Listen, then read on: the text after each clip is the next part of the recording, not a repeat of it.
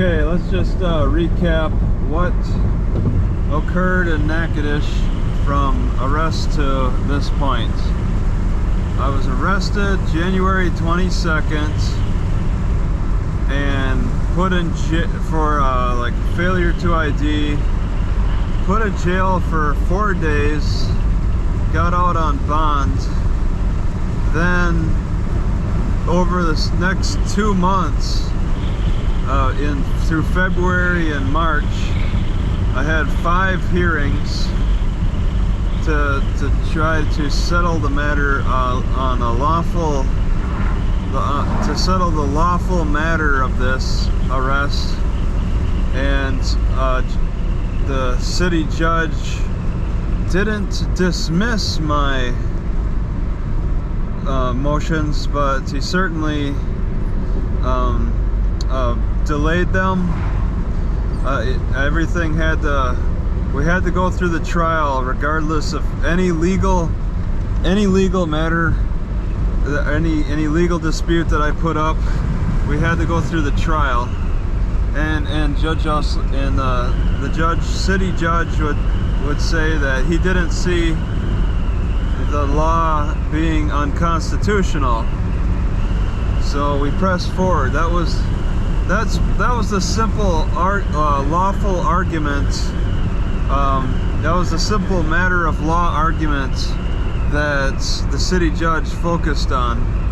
He just simply looked at the RS 14108 and said, I don't think this is unconstitutional.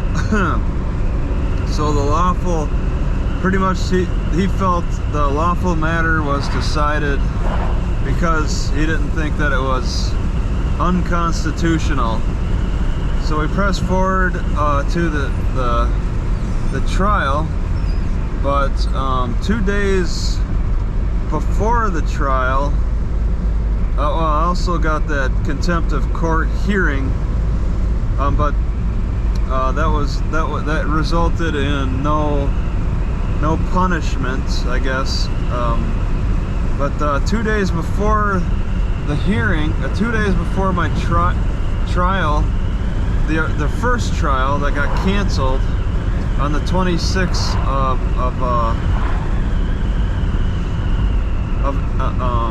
March, 26th of March.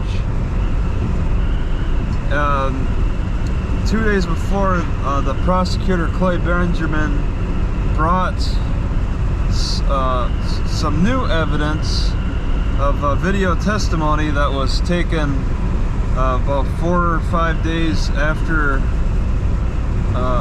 my arrest. The cops had to cover their bases, so they called in two of the librarians who were involved with my arrest, and seemed to be they interviewed them. I was not allowed to bring these videos out of the courthouse for my own viewing. I had to view them in the courthouse, and they were the primary pieces of evidence that the prosecutor used. He restricted access to his primary pieces of evidence, and that was a little frustrating. And then I had the trial, lasted what, 8 hours with a lunch break, and had 7 witnesses.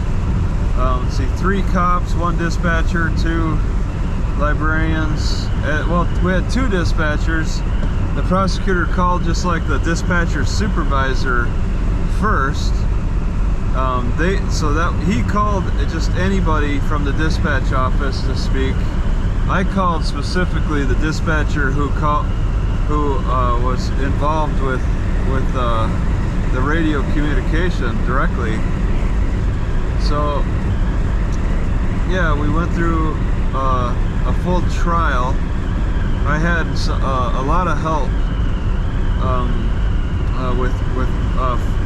from Robert with these study sheets, and then at the end I was found guilty with conviction being that Judge Lala asked who records in the library, who asks for cops' names.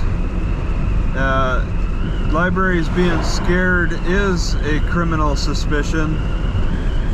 Just crazy stuff that I question the legality of that. And then 2 seconds pass after the conviction. 2 seconds were given, and then the sentencing. Please stand. And then he sentenced me to 30 days of jail because I had viewers who were making the librarians further scared, and he felt like Judge Lala felt like in the sentencing guidelines that I was creating like a public issue, so he had to throw me in jail for 30 days. So I was immediately taken to jail, and the cops took my voice recorder from me. I don't think I'll ever see that back.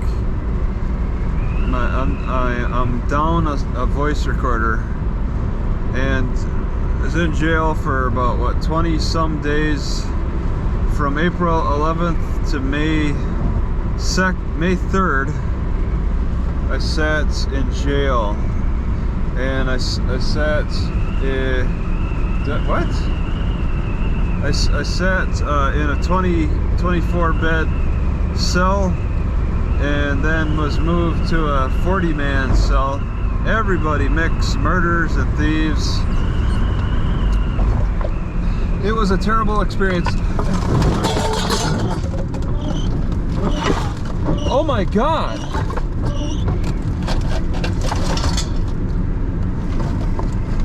I guess West 1st Street South.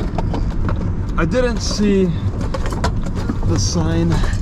I didn't see the sign if it said anything about. Okay, I gotta wait. I gotta pull things. Oh my God. Oh my God. Oh my God. Everything fell. I can't shift. I can't play the pedal. Oh, I'm gonna stop this.